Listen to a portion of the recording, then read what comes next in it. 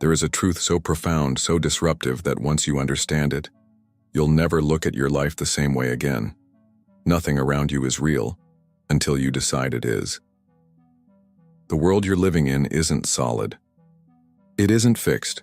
It isn't waiting for you to figure it out. It's waiting for you to observe it into existence.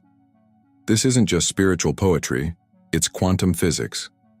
In the now famous double-slit experiment, scientists observed something strange. When electrons weren't being watched, they behaved like waves, existing in multiple states at once, scattered across probabilities.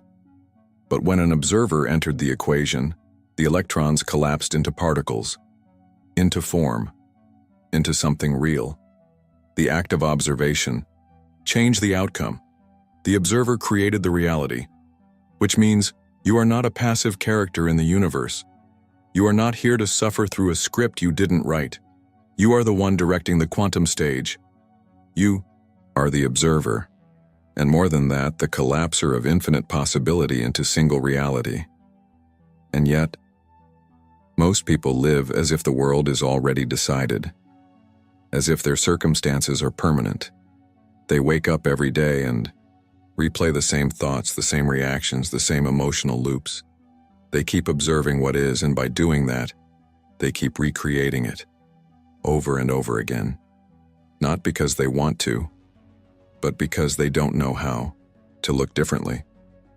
But what if you did? What if you stopped observing your life through the lens of limitation and began to observe with intention, with faith, with curiosity?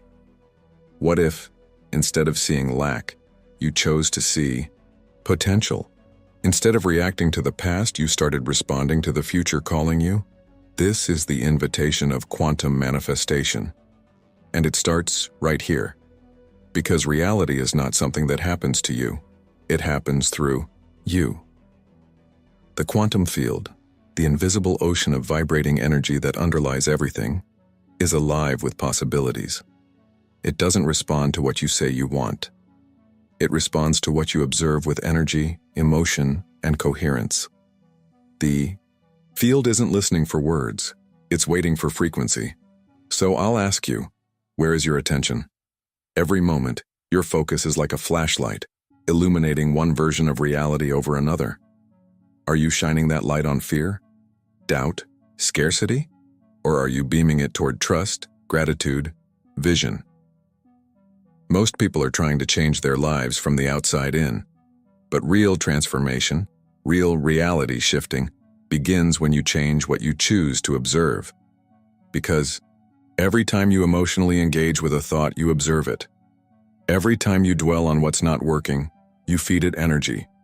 You make it more real. But every time you tune into a higher possibility, even if it hasn't happened yet, you bring it closer. You begin the process of collapsing it into form. This is not metaphysical fantasy. It is quantum fact. As Dr. Joe Dispenza says, where you place your attention is where you place your energy. And that energy is what instructs the quantum field. Not your effort, not your struggle, your awareness, your state of being. And that means you don't have to force your way into a new life. You simply have to become the observer who sees a new life already forming. You have to trust that reality is not locked. It's fluid, it's responsive, it's sensitive to your focus. So if everything around you is waiting to be observed into being, what will you choose to see next? This is the beginning of a new way of existing. Not as someone hoping the world changes, but as someone choosing how to engage with the field, moment by moment, as a conscious observer, a deliberate creator. Let this be the start, because what comes next will forever shift how you see, feel, and create your reality. Your consciousness is not confined to the brain. It is not trapped by space, time, or circumstance. It is the invisible sculptor of reality, the silent creative force that shapes form from the field. The world you see is not the cause of your inner state, it is the reflection of it, and that reflection begins long before any action or event. Thinkers like Dr. Joe Dispenza, Amit Goswami, and Bob Proctor have spent decades bridging the gap between quantum physics and spiritual wisdom, showing us that consciousness is primary, and matter is derivative. Amit Goswami explicitly stated, "Consciousness creates reality, not the other way around." This inversion upends everything you thought you knew about life. It turns you from passive observer into powerful creator. But what does this actually mean? It means that your intention, your directed attention, begins to waveform possibilities into particles.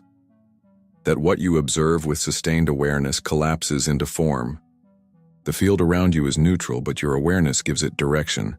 Your attention provides it with shape. In the quantum realm, particles behave like waves until observed. In the field of human creation, your attention functions as the observing instrument. It doesn't need action. It needs presence. It doesn't require method. It requires coherence. It doesn't depend on external triggers. It depends on internal alignment. When your mind merges with feeling, emotion fused with intention, consciousness imprints a blueprint onto the field. That blueprint becomes the silent instruction that begins reshaping your internal landscape, and eventually manifests outwardly in form. Some call this intention setting or creative manifestation. Others simply call it quantum creation. This is where spiritual practice meets observable science. Joe Dispenza brings attention to measurable shifts in brain waves, physiology, and electromagnetic fields when people hold coherent intent with emotion. Bob Proctor points out that it's not your thoughts that paint reality. It's your energy behind your thoughts. It's not the spoken wish, it's the state that sustains it. Consciousness is not just personal, it is non-local. This means that your awareness can influence realities even at a distance, even before things exist in physical form. You don't need proximity. You need presence. You don't need external validation. You need inner conviction. And this is the revolutionary shift. The world outside is not the cause. It is the effect. Your consciousness is the root, the soil, and the seed. The field is the fertile ground, and your observation is the gentle activation that allows potential to sprout into existence. So the next time you feel powerless, remember, you are not powerless. You are an infinitely creative being, a conscious agent shaping the world through the precision of your attention and the purity of your state. That is your invitation now, to pause, to breathe, to bring awareness to your inner world, to realize that consciousness is not passive, it is profoundly creative, and that the reality you experience is not just unfolding for you, it is emerging through you. Creation does not begin with effort, it begins with focus. At every moment, your life is being shaped by what you're giving your energy to, not what you say you want, not what you hope for, but what you consistently observe, react to, feel into. Attention is not passive, it is magnetic. Every second you are awake, you are tuning your internal frequency, and that frequency is giving the quantum field instructions. Your attention is a tool more powerful than action, willpower, or discipline. Why? Because energy follows awareness. Wherever your attention lingers, your energy collects, amplifies, and begins to sculpt your field into form.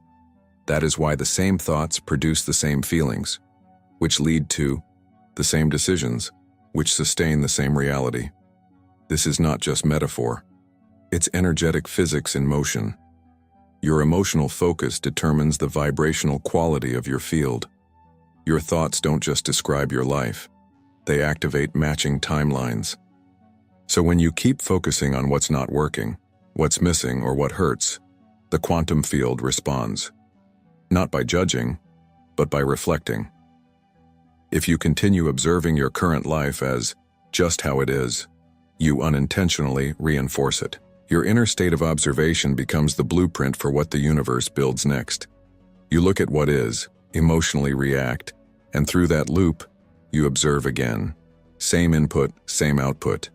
But when you shift your attention toward a new possibility, one that's aligned with your highest vision, and do it with emotional presence, you begin to collapse a new version of reality.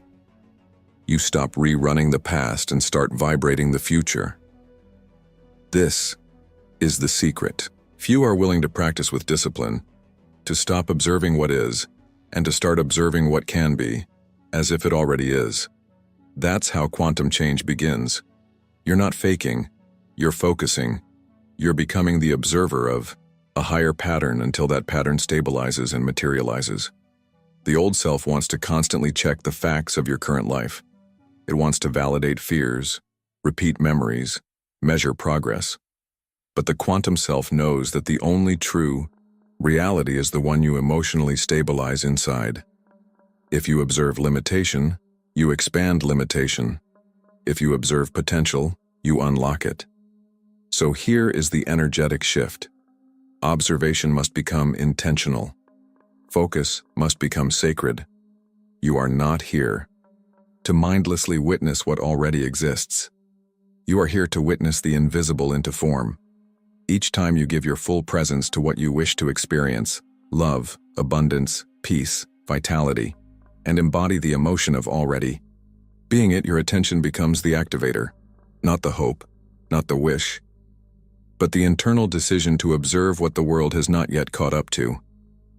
This is the art of conscious creation, choosing what to see before it can be seen, holding the frequency of your desired timeline before the evidence shows up, not because you're delusional, but because the field is listening to your observation, not your conditions. And here's the powerful truth. You don't have to eliminate every limiting thought. You only need to become more devoted to your desired focus than your familiar fear. The quantum field does not need perfection. It needs consistency. It needs coherence between what you choose to focus on and who you're becoming inside. So the invitation is simple and radical. Begin watching your own focus like it's a sacred compass. Interrupt the urge to observe what you don't want. Withdraw your attention from narratives that hurt. And, with gentleness, devotion, and practice, place your awareness where your soul is calling you to go. Because what you choose to observe with love cannot help but become real. You were never just placed in this life to passively witness what unfolds. You came here to sculpt it with your presence. Many people still believe they are waiting for something to change. Waiting for the job, the love, the health, the opportunity. But in the quantum world, nothing moves until you observe it into motion. Nothing becomes real until your consciousness tells the field, "This is what I choose to stabilize." This is the moment when your identity shifts, from someone reacting to reality to someone collapsing it into form. You are not just observing this movie, you are directing it. You are the lens, the light, the script, and the screen. Every time you pay attention to something with emotion, you are assigning it weight in the quantum field. You're not just seeing it. You're collapsing a wave of probability into a particle of experience. That's why certain patterns repeat. You keep observing them. You feed them with attention. And the universe, being infinitely responsive, reflects them again. This is not punishment. It's precision. The quantum field isn't giving you what you deserve. It's giving you what you reinforce. Through observation, through emotion, through identity. This is what makes you so powerful, and why so many people unconsciously live out cycles they no longer want. But here's the shift. When you begin to observe a new story, even before it exists, you begin to fold new possibilities into reality, not because you forced them, but because you witnessed them long enough, clearly enough, with enough emotional coherence that they had no choice but to respond. That's the essence of collapse. Possibility becomes presence, and it happens through you. When you truly grasp that your observation holds this much power, you stop outsourcing your transformation to the world. You stop saying, "When life gives me peace, I'll feel peaceful," and start saying, "When I observe peace in me, life will mirror it back." Imagine you are watching two realities. One is a timeline where you're still looping the old emotions, still proving your limitations, still tracking everything that hasn't worked. And the other is a timeline that already exists, where you've become the version of yourself who is free, joyful, abundant, loved. Both timelines are present in the quantum field, but only one becomes physical, the one you choose to observe with depth and devotion. That is what acting as if really means. It's not pretending. It's not delusion. It's choosing to observe what isn't visible until it becomes. You become the collapser when you stop reacting and start deciding. When you look at your current circumstances and say, "This is not all there is. I choose to observe something greater." You claim authorship over the field. And as you continue, the gap between inner and outer closes. What you used to imagine becomes what you begin to experience, because you observed it as truth before the evidence existed. So here is your invitation. Start observing your future self as if they're already here. Feel their energy. Picture how they move, how they speak, what they believe. And hold that image in your heart like it's already your reflection. Because in a universe governed by observation, the most magnetic thing you can do is see clearly what others don't yet see and become it. There is a moment, and subtle but profound, when you realize the universe isn't testing you, punishing you, or withholding anything from you. It's just responding. The quantum field isn't emotional. It doesn't see what you want and ask if you're worthy of it. It doesn't check your past, your karma, or your goals. It only reads one thing: your frequency. It mirrors it, faithfully, precisely, every time. That's why life sometimes seems confusing, because your conscious mind is asking for one thing while your vibration is radiating something completely different. You may be visualizing abundance but vibrating in scarcity. You may be affirming love but resonating with fear of rejection. You may be dreaming of freedom, but emotionally tethered to control, doubt, or comparison. And the field? It doesn't debate or evaluate. It simply reflects back to you what you are being consistently. It's not personal, it's vibrational. This is the great shift of awareness. Manifestation isn't about convincing the universe of what you want. It's about tuning your energy into alignment with the version of you who already has it. That version of you already exists. It's already alive in the field.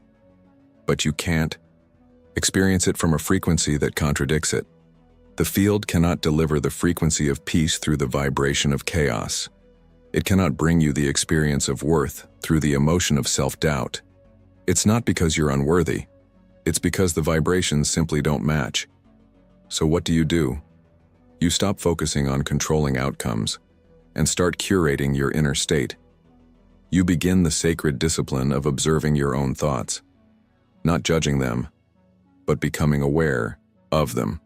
You feel into your emotional baseline, not just how you feel once in a while, but how you feel habitually, because it's your baseline that broadcasts the signal.